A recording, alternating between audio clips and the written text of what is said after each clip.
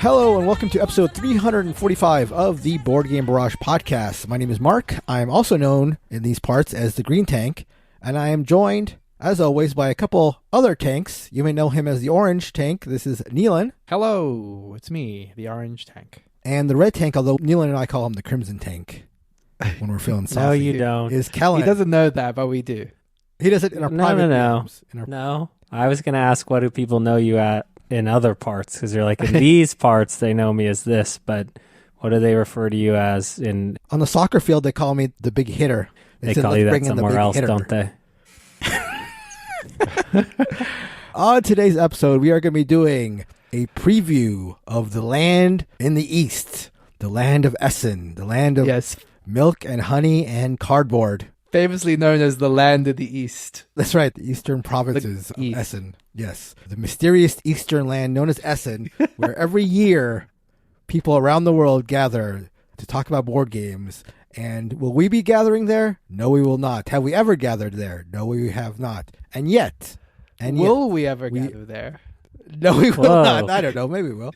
One of these days.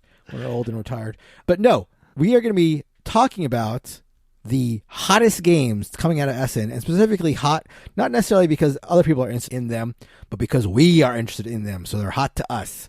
So we are going to be sharing the 15 games that we are most interested in coming out at Essen 2025. Are you guys feeling hot?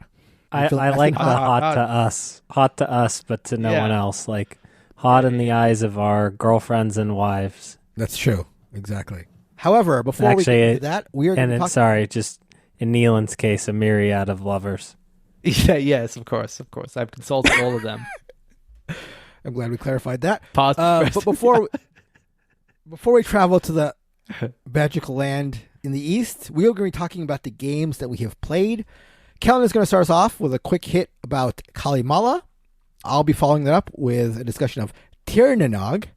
You heard that right, Tirnanog.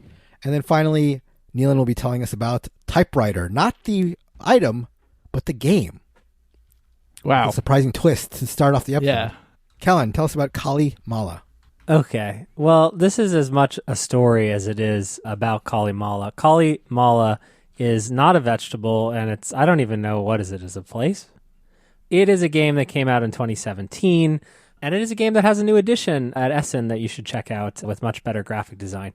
But I was recently in a land east of here. Is this also east of here? London. Yeah, it's a magical eastern land. Sure. Magical east, but not Germany, but London.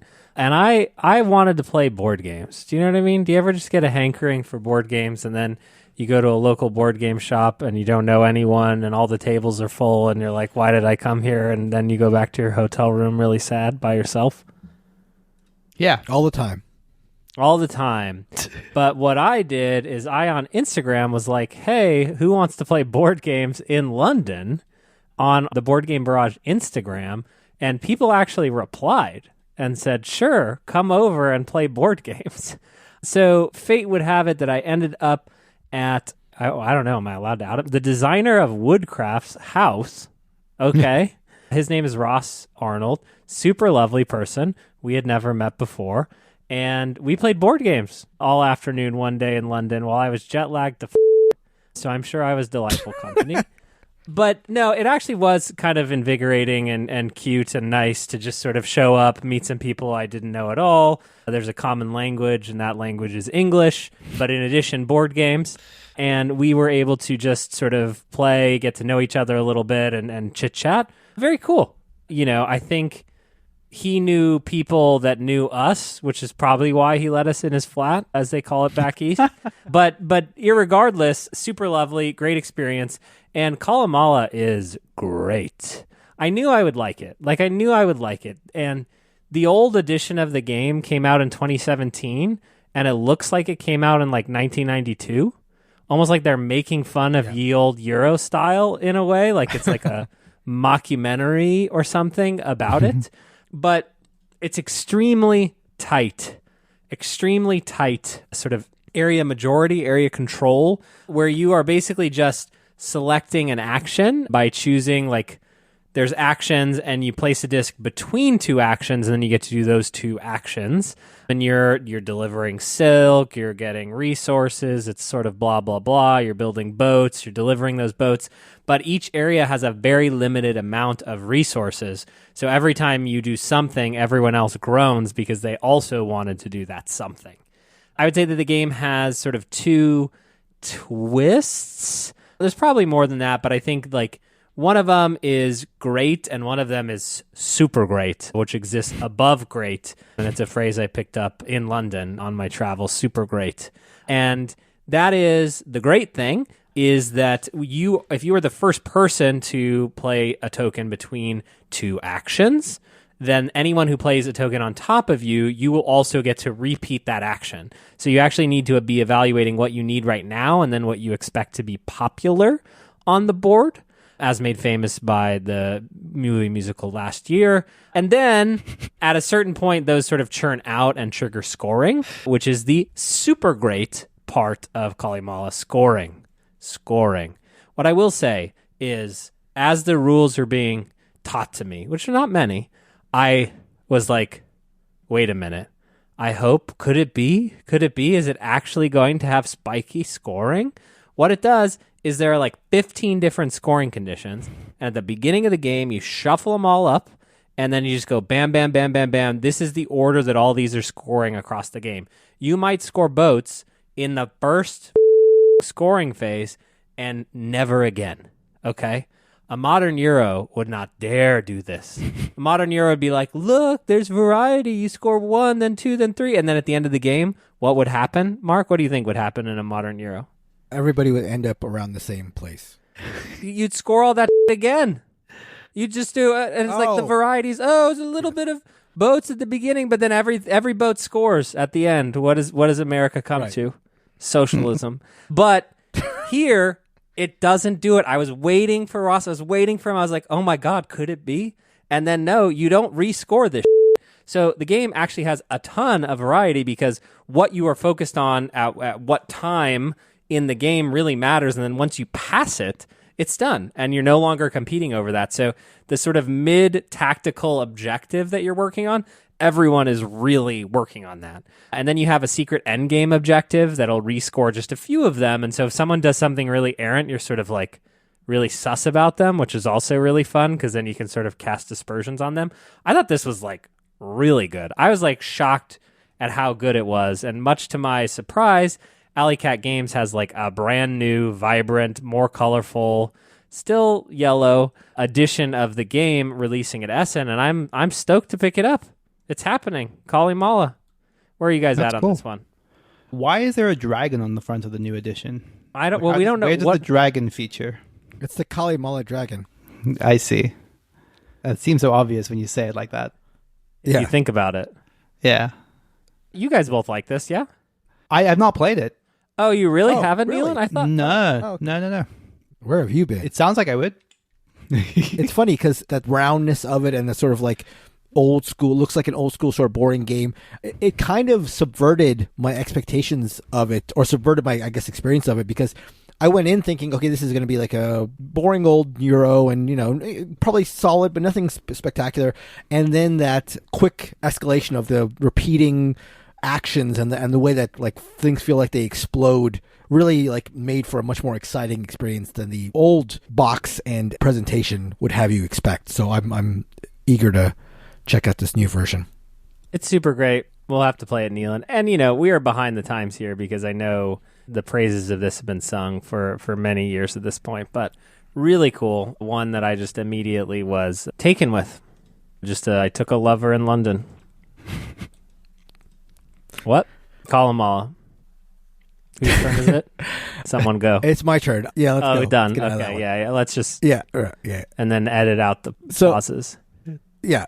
I'll go. Oh, got it. I'll go. Yeah. So I've been looking forward to playing this one, so I was happy to finally get to play thanks to my friend Eric Tiernanog, designed by Isaac Shalev and Jason Slingerland, and published by Grand Gamers Guild. For those who, like me, didn't know what Tiernanog is, it's apparently a mythical land from Celtic folklore, And while that setting doesn't necessarily come through in the mechanisms of the game, I'm sad to say, I do have to say that the artwork is among the best I've encountered in a board game. So really, really lovely stuff. Very evocative of Celtic mythological culture or whatever, I would say. Just really beautiful. So that's a little bit about Tir na Nog, the place. Let's talk about the game. Tir na Nog is a tableau builder where you're going to be pulling cards for your own personal tableau from a shared tableau among all the players. You're then going to be putting these cards into one of 3 rows in front of you, each with its own unique scoring objective. So how does this work? Well, to start the game, each player is going to have 3 scoring objectives. One for scoring their top row, one for the middle row, and one for their bottom row.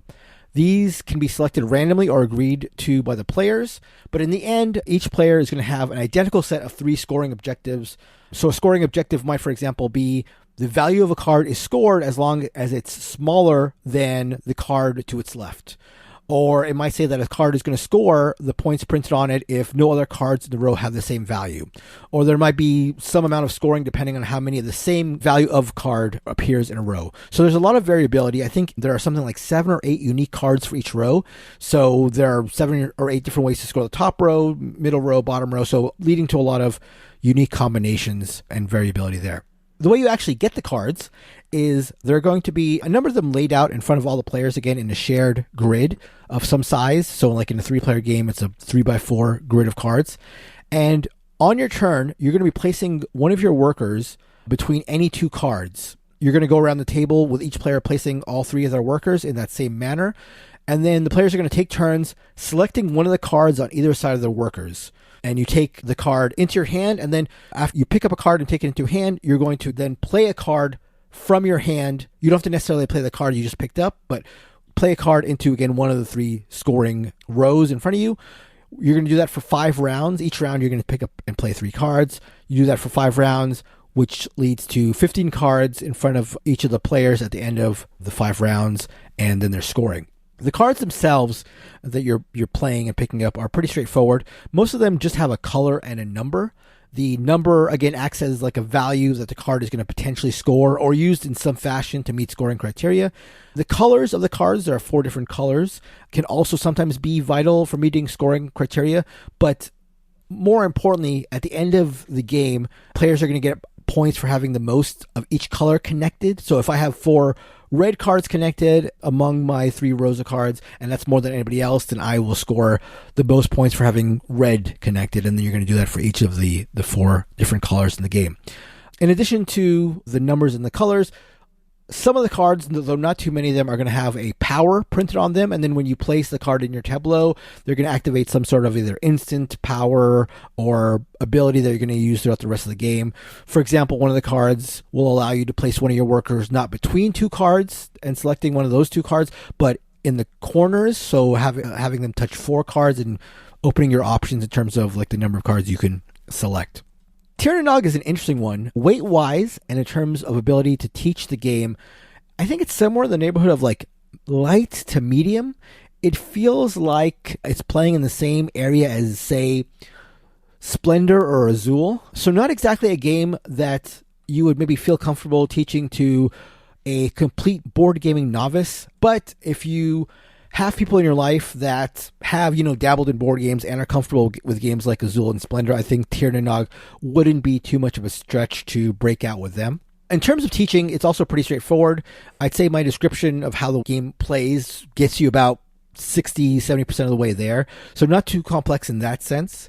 And furthermore, it's a fairly quick game. I think the box says 30 to 45 minutes. I think it leans more to the 45-minute side of that, but not much more than that. And I think if you all knew what you were doing and wanted to bang out a quick game of it, you could get it close to 30 minutes for sure. Bang out a quick Tir na Nog? Yeah, Two-player, right? We've all done it. That's right. Well, you can play it solo. We've all done it. Solo? What? That said, my biggest problem with Tir na Nog was that I found the scoring criteria, while interesting, and variable, so you can do whatever you want, to be a little bit too simple, usually, to accomplish. For example, in one of my games, I found myself maxing out 2 of the 3 scoring conditions and thinking to myself, okay, I maxed out these 2 conditions, I must be doing really well, and then find out at the end of the game, when we're doing the final scoring, that the other two players had also maxed out those two conditions, and even in the third condition, we were like not separated by very much. And the game ended up coming down to color majorities, which in and of itself can also be an interesting situation. Like if you know that people are going to all max out their scoring objectives and you know to look for color majorities, then that's, I guess, interesting. But it does also feel anticlimactic that like this interesting variable scoring comes down to not really a big deal. That said, I did enjoy the central mechanism of the game where you're placing your workers out and hoping by the time it gets back to you, the card you're hoping for is still going to be there.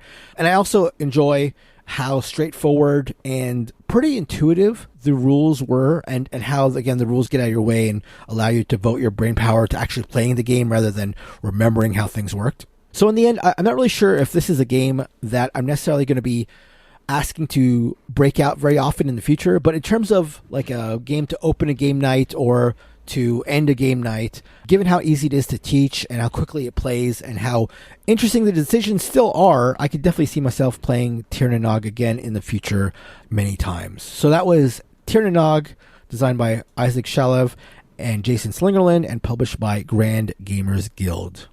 Neelan, tell us about Typewriter. Okay, yeah. So Typewriter is one of the newer, if not maybe the newest game by Tim Fowers and Fowers Games, and it is very much in the vein of your paperbacks, your hardbacks, which is to say it is a game where you are drafting a bunch of letters and have to be spelling words. In the case of Typewriter, these take the form of these really quite lovely, chunky, circular discs, which represent old school typewriter keys, and they have nice solid plastic heft to them. They're kind of really the star of the production here are just these nice clicky-clacky letter tiles. They're double-sided, so a lot of them will have, say, either one letter on one side and a different letter on the other side, or some of them have a letter on one side, a double letter on the other side, some of them have a letter on one side and an action on the other side.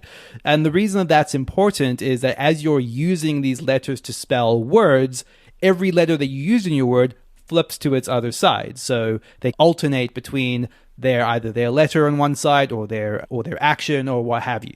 And those actions can be things like banking some of your letters, because ultimately what you're trying to do is by using these letters inside of your words and banking them, they are now scoring at the end of the game. And that's really the entirety of how the scoring in this game works, which is to say that any letters you bank are worth points, and that's it. There's no other additional scoring you get for like the length of your words or stuff like that. But like most of that determines how you draft these tiles. Okay, so the way that this breaks down is you start with a starting batch of letters. You're going to spell a word. So at the start of the game, that's going to be 6 letters that you have to work with. So you're spelling very, very simple, very basic words. And often those letters that you start with are not super, super helpful. So you're spelling a small word.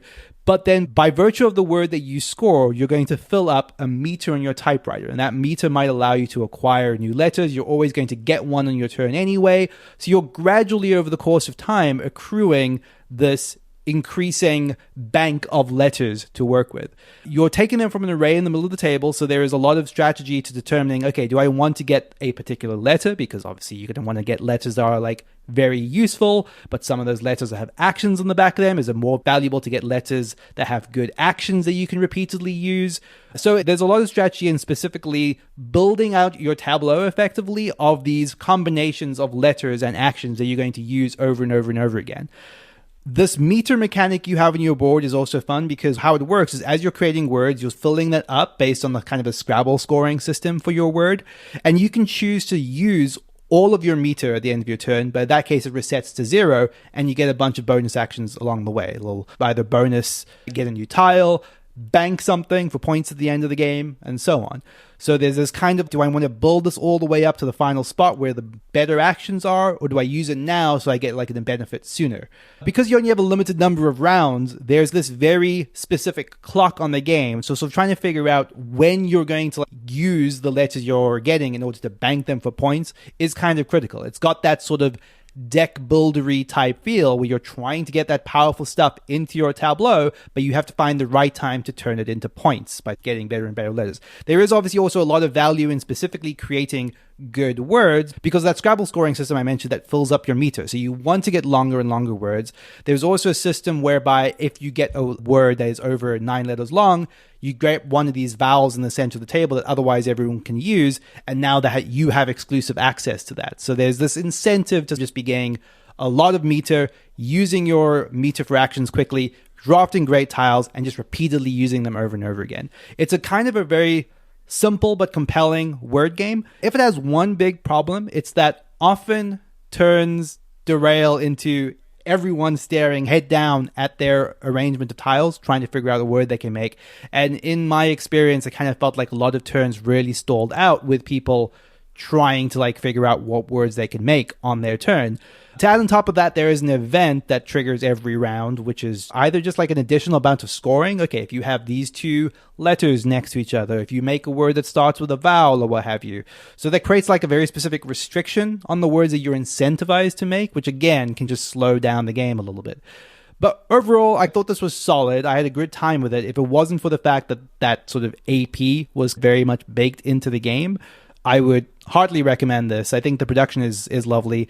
I don't know that it beats out. Hardback is still my preferred of like paperback and hardback on the Fowers word games. I'm not sure that beats out that for me, but it feels like a really good variant on one of those if you're a big fan of word games in this style. Yeah, I was going to ask the hardback paperback comparison. So what kind of word game player would prefer, you think, this one to those? What does this offer that is missing from hardback paperback?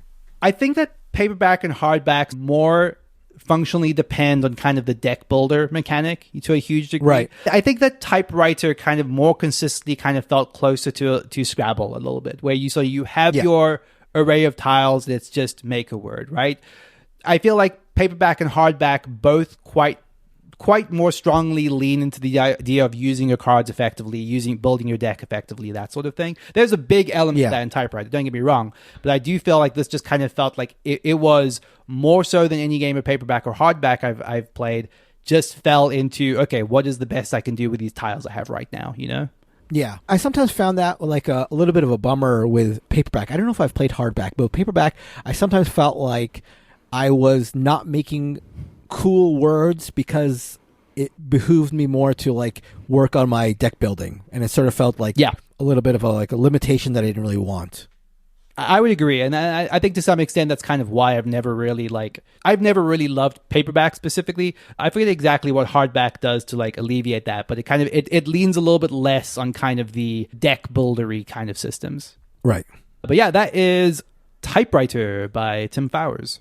So, one thing for the middle here before we move on is it is Ghost Turkey season. And if you are in our Discord, that announcement has already gone up.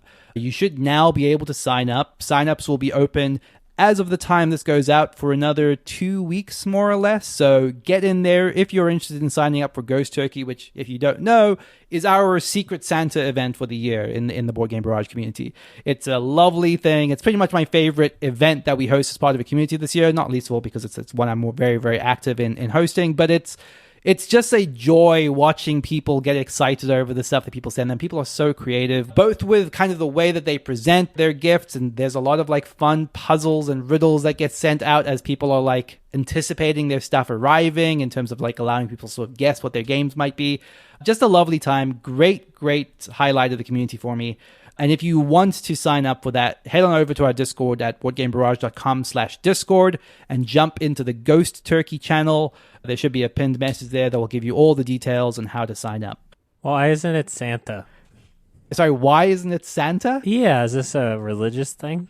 It's non-denomination. I don't know. No, it's a fun turkey that's a ghost, Kellen. We believe in Saint Nick now, Nealon, right? I see. That's right. Yes. All hail Saint Nick.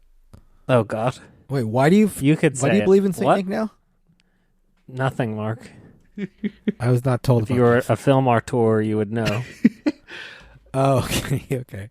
And before we get into talking about Essen, we're going to be picking a winner for the $100 gift card from our $100 Go up. gift card.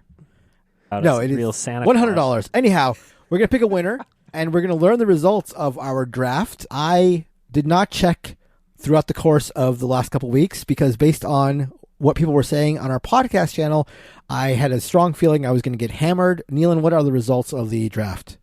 The results of the draft are in first place with 50% of the vote is Neelan. Is me. Now he's talking 50%. third person. It's pretty commanding. Yeah. Pretty commanding win. Yeah, I was pretty happy with that. Second place with 35% of the vote is Kellen. Okay. So I got And then 15%? 15% of the vote. Oh is my Mark God. in third. I don't know what is going on. I started so well in this whole draft thing, and now I wish I never brought it up. And now our winner, Neelan. Select the winner. I have chosen at random a winner. Your email address starts with a K and ends with a 3 at UCI. Oh, yeah. Send me the money. $150. Are you taking graduate courses at UC Irvine? UCI.edu? UC Irvine? UCI. Yeah, I think so. Yeah. School of Aviation and Dentistry. Someone at UC A Irvine. student. Is I the love winner. it. You should check Great. your email, and I will send you the details on how to claim your prize shortly. Thank you so much for participating. Fantastic. All right, let's get into it. Essen 2025. We have picked our 5 favorite games, as we always do for these things. We're going to be going around the table and going from 5 to 1, moving up to our most anticipated game from Essen 2025. Before we get into it, anything you guys picked up while doing research for this? Anything catch your eye in general? Any trends or anything? Too many games and too many publishers gaming the system to put their old games in the Essen preview list to get us to look at them. Interesting. Wait, putting their old games, like games that have already been published, but you think jammed them in the Essen list? Like North Star has Nature in there and then has 17 Nature expansions, but it came out I noticed that. either at Gen Con or at last Gen Con. And it's like, or they're doing the multilingual edition now, so it counts. It's free advertising for BGG. It's free advertising to them. Everybody wins except for you, the customer. Small little thing I noticed was one of the things I tend to look for, like Kellen said, it's a really, really long list. So you sort of find ways to sort of work through it as best you can without meticulously looking at every single entry. And one of the ways I do that is who are designers whose games I would be excited about, go through the list. I kind of felt like I was struggling to see returning entries by designers that were like, oh yeah, I'd be excited to see what their next thing is. And like I would repeatedly find, oh, nothing new by that person, nothing new by that person, nothing new by that person, which was a bummer.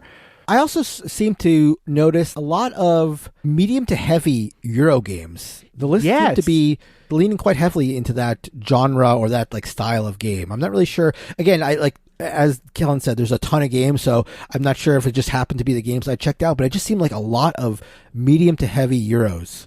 No, you're absolutely right. And actually, that is a good point because I kept finding like I would see something like, oh, that looks interesting. 3-hour game at 3.5 weight. It's like, okay. Exactly. Yeah. And that happened again and again and again and again. With like a big board and a bunch of components, and it felt like a lot of that same sort of thing. But who knows? I mean, those could be fantastic for all we know. Of course. But like there is something to be said for like just like my inclination to be excited about a game that is on that scale is just less than it once was. Right. Agreed. Yeah, definitely. Okay, so let's start it up. I've got the order in front of me, just happened to be the way that you guys have popped up on my screen. I've got Kellen, myself, the Neelan. So how's that sound to everybody? Works for me.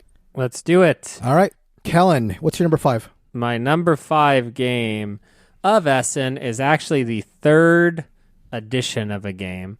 And actually, I'm not going to call it out, but there was a game that had really prominently 1st edition written on their game, which I thought was really bold. You know, like someone that knows they're going to be back for a 2nd and 3rd edition, but they know it from the really? beginning. There was a game that had 1st edition listed on the title? Yeah. Loved it. I love that sort of confidence. Weird. Okay. Mission Red Planet, the 3rd edition.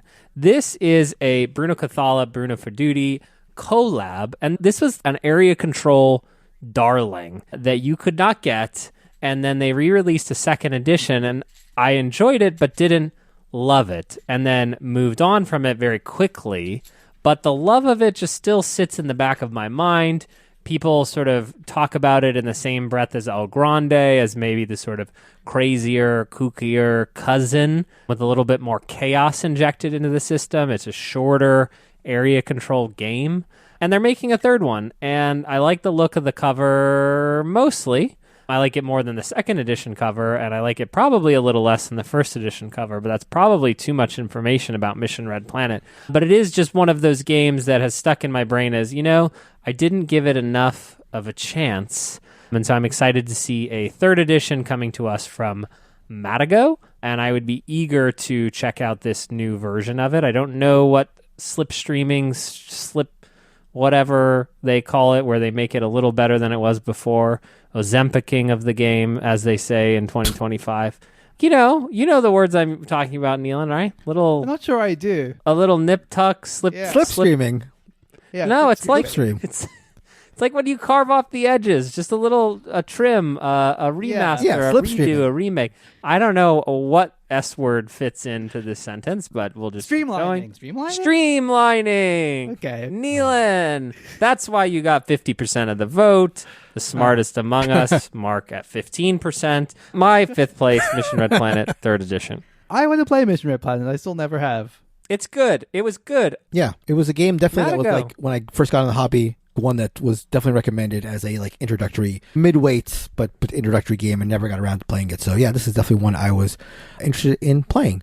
So my number 5 is a game that I'm very, very interested in, but I have it ranked low A because I know it's definitely not going to be for everyone. In fact, I think it's going to be for a very small segment of the board gaming population, but also because I'm just a little worried about the theme. So this is called The Other Side of the Hill, and looking at it and reading descriptions of it, it gives very Mr. President vibes. So again, right there, not going to be for most people at all. Don't even know if it's going to be for me. But the other thing that's a little concerning about it is that, concerning but interesting, is that you are playing someone in the German military hierarchy during World War II. So that is also a little scary in terms of theming, but it's supposed to be about like trying to manipulate things to your end. And the designer has talked about how this is, thankfully, not supposed to be glorifying the Nazi regime, and instead talking about how dysfunctional it was and how there was infighting among different factions there.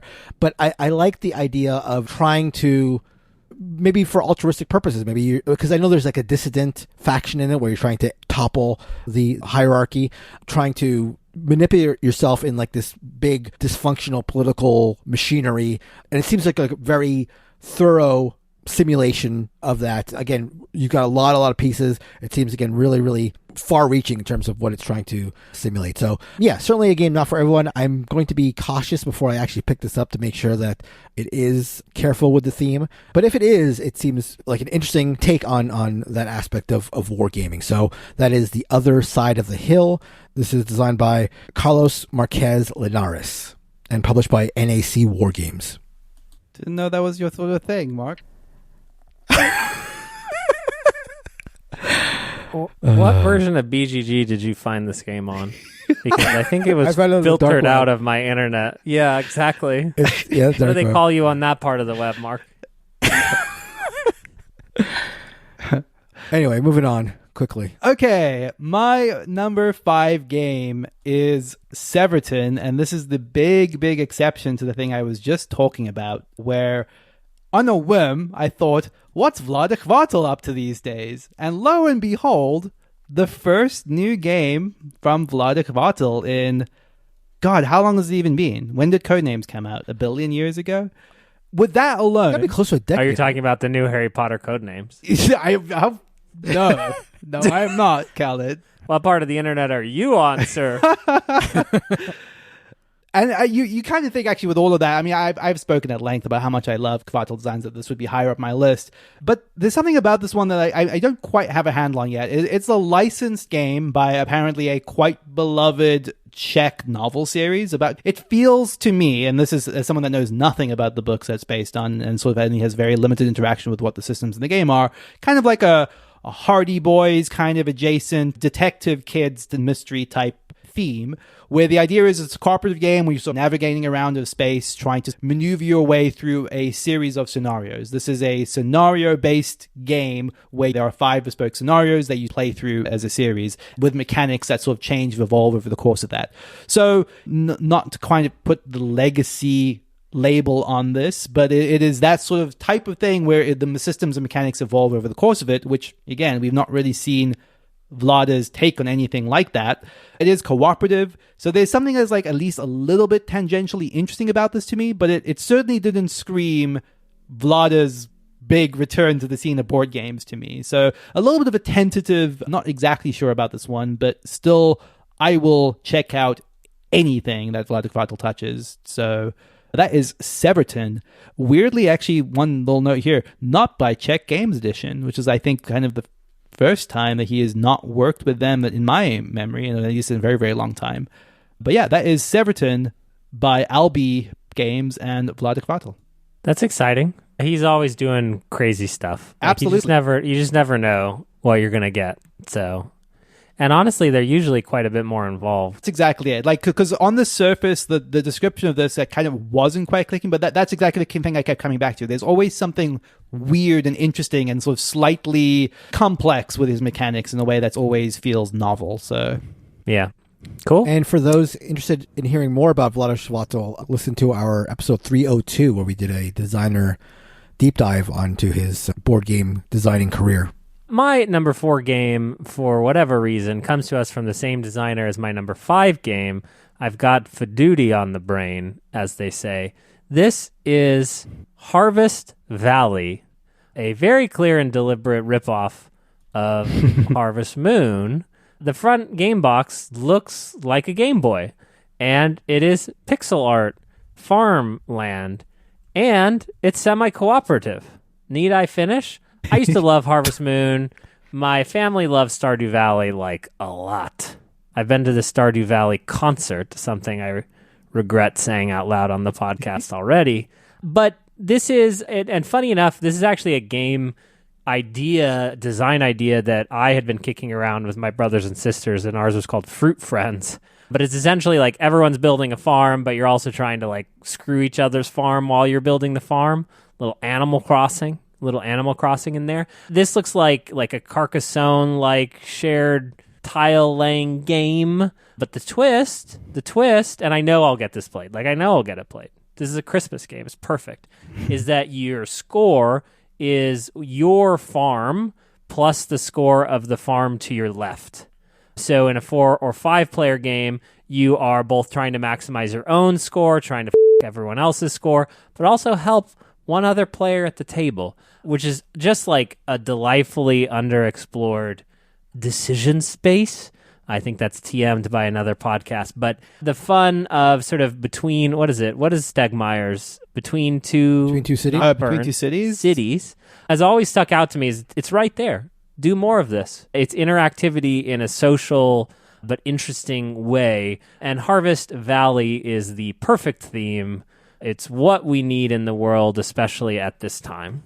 Harvest Valley, my number 4. My number 4 jumped out to me primarily because of its theme. This is Pulitzer, where you are playing investigative journalist during the 1970s America, I guess checking out things like the Vietnam War, Pentagon Papers, Watergate, etc.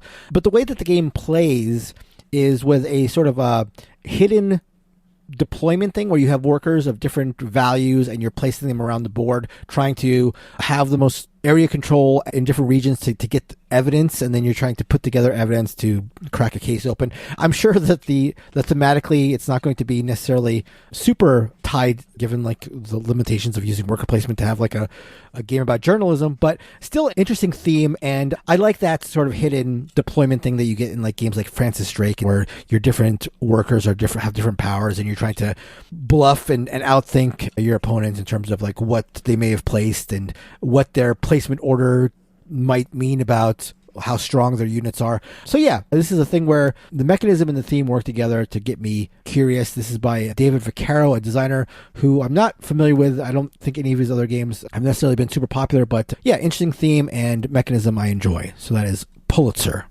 Okay, my number 4 game is Echoes of Time And this is by Simone Liciani and Roberta Pelle, which is kind of why it grabbed my attention right away. This is a quite light-seeming card drafting tableau game. It has one central mechanic that I really like, which is as you're playing cards out, they don't come into your tableau immediately. You have to play them to one of several little time locations on a card row. So you might play it to the right, which means, I'm not sure of the specifics exactly, but the idea is if you play it further to the right, it's going to come out sooner. If you play it further to the left, it's going to come out later. And every turn, that whole card row just advances like one spot to the right. So there's kind of this time delay on when your cards come into effect that very heavily determines strategically when and how you play cards out. I thought that is just novel in a way that I found really interesting, where there's like this two-pronged approach to playing a card. It's like, what is the card effect I need and when do I need it? And that's going to determine like the powers as they come out and how they interact with each other in the order that they come out and join your party. The art in this is also just really lovely. It doesn't seem super heavy. Just looks like a lovely production by a designer that I like a lot, with an interesting twist on a otherwise familiar type of game. Echoes of Time. Everything that you said positive about that was a negative for me. Wouldn't you like to not do the thing you want to do, but to do a time delay puzzle? Maybe one day in the future, when you've conquered time, your action will happen. All right, my third most anticipated game. You guys know that I am a sucker for titles. So if the title of a game is good, that's not a hat. That's where we got That's Not a Hat from. That's why that was popular. TM asterisk. Here we are with a game called Oopsie from a publisher called Oopsie. I was so interested, and now I'm even more interested. This is a party game.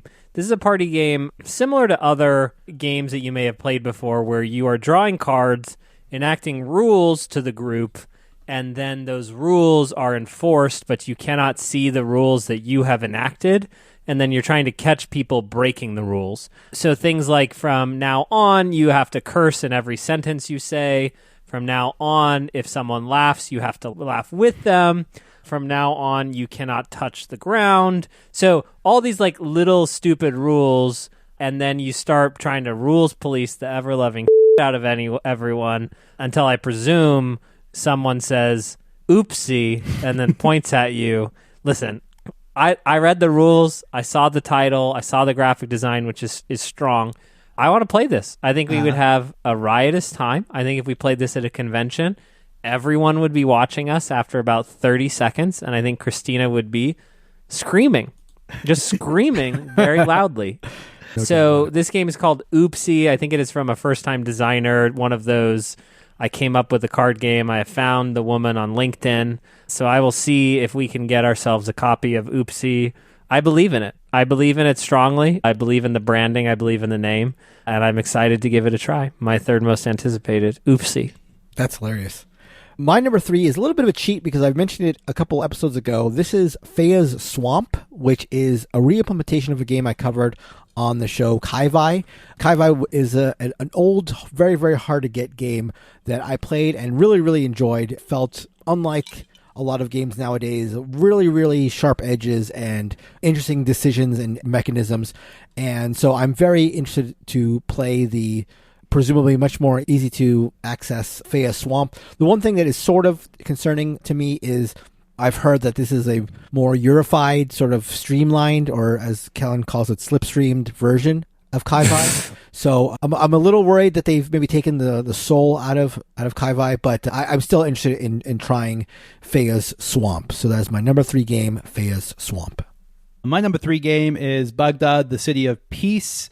And this is designed by Fabio Lopiano and Nestore Mangoni. Fabio Lopiano, we mentioned earlier in the episode, he is the designer of Calimala. Also, the two of these guys have collaborated recently on Shackleton Base, which I haven't spoken about yet, but I really quite like. And I'm a big fan of Merv, and that's his sort of brain for like Euro games always feels like it's just slightly different from what's out there. And this doesn't feel like any exception. The board looks kind of like this, at once kind of this mess of different systems, but delightfully arranged and kind of this like circular arrangement. Because, Mark, I know you like rondelles, but how do you feel about mega rondelles? Ooh. That's what we get, apparently, in Baghdad, the City of Peace. It describes the programmed hand management game, which is kind of already like ticking off a lot of stuff in my brain, with a mega rondel. Bright, beautiful, vibrant art, very interesting, different theme. I like the look of this a lot. This is Baghdad, the City of Peace by Fabio Lopiani and Nestor Mangoni. Kellen, programming, make a rondel. How's that sound to you? Yeah, a rondel for your rondels. What is it like? There's a rondel that's happening in the rondel. Who can say? Rondels within rondels? I think it's just like one massive rondel. It's not multi-rondel. Got it's bigger? mega What are you talking about? It's a whole. It's one big. The whole board is just one massive circle rondel. Like in all seriousness, it really is. I can't tell where we're at here, but okay. Big rondel, mega rondel. We're back to me with the number 2 game that I am most excited for. I'm going to be honest with you. This is a Japanese card game. This is not... It's not a bit. It's just how things go. This is a redo of a game called The Ghost Lift. Okay? And they said, drop the, it's cleaner, and now it's just called Ghost Lift. That's what they said. And the cover art for this game is incredibly striking. I'm not one to get brought in by art, but Ghost Lift has this sort of green cover with a unique illustration style. This is a shedding game where I believe, from what I can gather, you are trying to help ghosts on elevators. And so it's a shedding game where like you go up and down. And so sometimes you're having to go up and sometimes you're having to go down for the ghosts that want to get off the elevator. And Mark, why are you laughing? I'm trying to conceive of a world where ghosts are on elevators and their elevators are so weird that they go up and down. It's really strange to me. They have different floors they want to get off. Yeah, it's a whole different way of doing elevators. I've never conceived of that. Up and down is crazy. And your job is to help. I think we're focused on the wrong thing, Mark. Trying to help these ghosts, okay? And in the old version, they were cute, and then a new version was a little spookier. So I don't know if it's just getting my October on. October being the third best month of the year, with November being the best month and December being the second best month. Here we are, my number 2 game, Ghost Lift.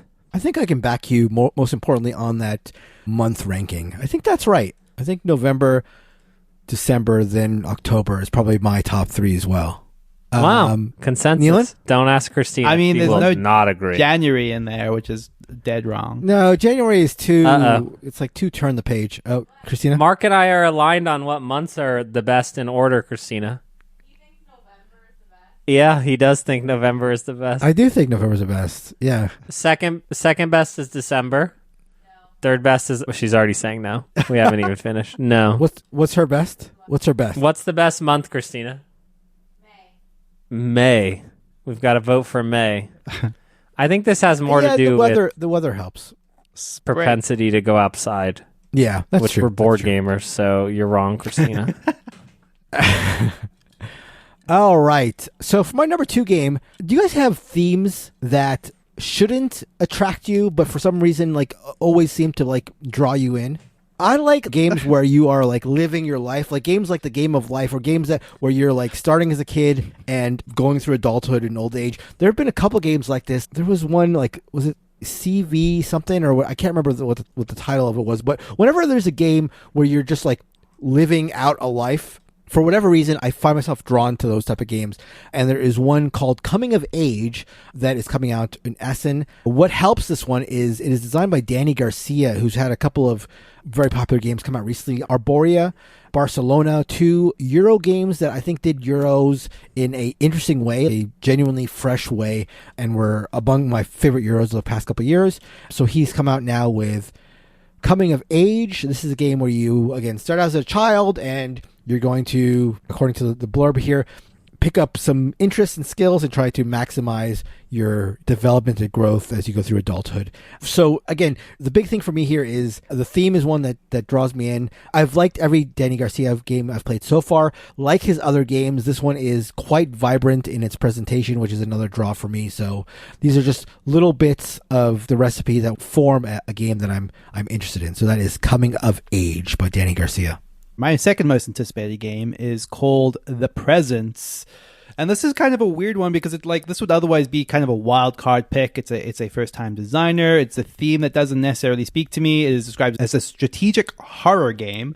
But the premise is that it is a cooperative game where one player is, up front that one player is playing as the ghost. So separate from the group of people moving through a mansion. And I might be butchering some of this a little bit, but here's the general vibe of it. So let's say you're playing with 5 players. 4 of you are playing as people moving through the mansion. One of the players, up front, is playing as the ghost. But what you don't know is whether the ghost is working to help you or working against you. And that's actually a decision that the ghost player can make over the course of playing the game. It's not something that they're dealt up front necessarily. They can decide at some point whether they want to be on your side or want to hurt you. And there's a deduction element to this. As the ghost player is kind of moving through the house doing their thing, they're kind of dropping hints and clues about what their intentions are, over the course of the game. And the other players are sort of slowly finding that out and then trying to work to either sort of collaborate with the ghost to win the game or overcome it if it turns against them. But there is one mechanic in this that just was like the little twist that kind of just made this really seem like something really could be really, really funny to me, which is that there is a limited communication rule in this. And again, I don't know all of the specifics, but the idea is if you're located close to another player, you're allowed to communicate with them, which means if you split up, for example, you're no longer allowed to communicate with the people that aren't near you. So you might go off into one corner of the house, find a clue that tells you that the ghost is working against you, and not be able to tell your teammates until you get back to them, and you're just watching them sort of trample through the house, doing things mistakenly, and you can't tell them that. And that is just such a funny, delightful system that I kind of instantly was this sounds really, really neat. So yeah, kind of a novel idea. Curious to see how it nets out. The Presence. How do you do that in practice? You have to get up and talk to people? I don't know. I guess I shouldn't say because I don't really know if I'm overselling some of the specifics. But the idea is I think that you just, if you're far enough away from other players, you just can't communicate anymore. Yeah. Is the idea? Potentially. Yeah, interesting. My number one game that I am excited about just got me jazzed the more and more I looked at it. There's a type of game that I feel like we're not getting anymore, and that's sort of this coup-like sort of lighter card game, social strategy. I don't know about social deduction. This is Carnival of Sins.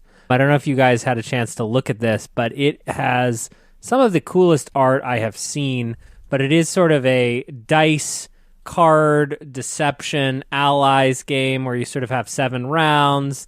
Someone is rolling the dice. Everyone is trying to choose one of 7 cards to play, bluffing, double bluffing, having powers that sort of affect the board state, and you're trying to collect points while other people don't realize what you are doing, and you do this for 7 rounds. There's something nostalgic about just reading about this game because it just looks like old games we would play when there were groups of, 5 of us and wanted to just play something that was a little more social, a little more fun, but not 3 hours long. This has some of the coolest art I feel like I've seen. Yeah, and it's got this New Orleans flair to it. But it just stuck out to me as something I want to play this. I want to try this. It looks great. Jeez, the art of this is stunning. I love these cards. Yeah. Yeah, and it just that sort of it's there's no, we're not set collect. I don't know. It's just sort of light, simplicity. The Euro hasn't touched this. You know what I mean? That is how I feel when I look at Carnival of Sins, and that is my hope. My number one game that I'm most excited to check out coming out of Essen. My number one game is a game that is a re-implementation of a game that came out in 1990. Kellen just talked about being happy that Carnival of Sin wasn't one of these 3-hour games. This is one of these 3-hour games. This is Republic of Rome. Kellen, I'm curious if you've heard of this one. Not off the top of my head, but then I look at the art and I have definitely, I've seen this. I don't know anything about it though. This is a game that came out in 1990. This is the 35th anniversary edition, which has some slipstreaming to it, I've been told. But this is a game, the reason I ask you, Kellen, if you've heard of this, is that this is a game that has been compared to Dune and Diplomacy. So two games I think that you enjoy. So this is a game where you're playing a Roman family, which is not like the most unique setting, but it's a game that's full of negotiation and treachery, and you're trying to rise to be the leader of Rome, but you can rise to leadership and then be literally backstabbed and killed by one of your opponents in the game, and then like lose all your fortune and stuff like that. I have never played it. It's been a game that has been on my radar for years and years. The things that were holding me back from actually trying to acquire it and play it is that I've heard that the rules can be a little tough to get through and the game can be quite long. From what I've read, Republic of Rome Remastered, the new version that's coming out, has done some things to fix those complaints while keeping that backstabby negotiation aspect that made the original game popular. So a game that I've been looking to play for a long time, and I'm hoping that this Republic of Rome Remastered edition is the way to go. So my most anticipated game, Republic of Rome Remastered. Okay, my most anticipated game for Essen is Theocratia, and this is a civilization-themed game. It doesn't really seem like necessarily like a traditional civilization type 4X game, but it's a civilization-themed game by Daniel Marinangeli and Daniele Teschini. I guess it is technically a T game, although who can say with Teschini whether it's like in the official line or not. This is something that I've always wanted to see more games do, where on the map you have 4 civilizations, 4 factions, whatever you want to call them, that kind of all coexist. But you as a player, you're kind of, you kind of think of yourself as like a god over this world. You're not controlling one of those factions, but you're kind of manipulating all of them. So every player is kind of sort of adjusting the fortunes as these factions sort of exist on this map, coexisting, in order to sort of manipulate them into, whatever your needs are for your ends at the end of the game. It's just, it's an idea that I've seen a lot of games sort of try, but never quite necessarily land in the kind of the way I want in this style of civilization game, where you're kind of like manipulating the way that they grow, how they fight each other, their way that they're sort of spreading throughout the terrain. And with the Daniele Teschini kind of flair that I hope is going to give it kind of that sort of like, nice puzzly system edge that I like in this type of game. Yeah, excited to see how this looks. It's a lovely looking, it's got this sort of gorgeous sort of map laid out. It's just like a great production. Looking forward to Theocratia. Neil, you will be relieved to learn that this is, according to BGG's labeling system, that this is a T-series game. So this is indeed there we go, part of the T-series. Thankfully. No, I get what you're saying about the whole civilization where you're like sort of playing a god in control, basically like trying to manipulate a shared board, right? Or a shared like civilization type thing. Then, it kind of throws back to like a style of video game. Like it's like Populous adjacent, like a style of video game. Yes, Populous. Kind of oh my God. Yes. Yeah. So it's a neat idea, and I've always wanted to see a board game kind of tackle it. So that is going to do it for our 2025 Essen preview. Why don't you go to our Discord at boardgamebarrage.com/Discord. Share with us some of the upcoming games, be them on Essen or otherwise, that you are interested in playing, or your thoughts about our picks for our top Essen games. That'll be in our podcast channel on our Discord. If that doesn't work for you, you can reach out to us on all forms of social media. You can email us at boardgamebarrage@gmail.com. We've received recently a couple of really nice emails, so that's always good to get. A big thank you, as always, to Heart Society for our intro and outro song, What's on Your Mind, Kid? And until next time, goodbye. Bye-bye. Bye.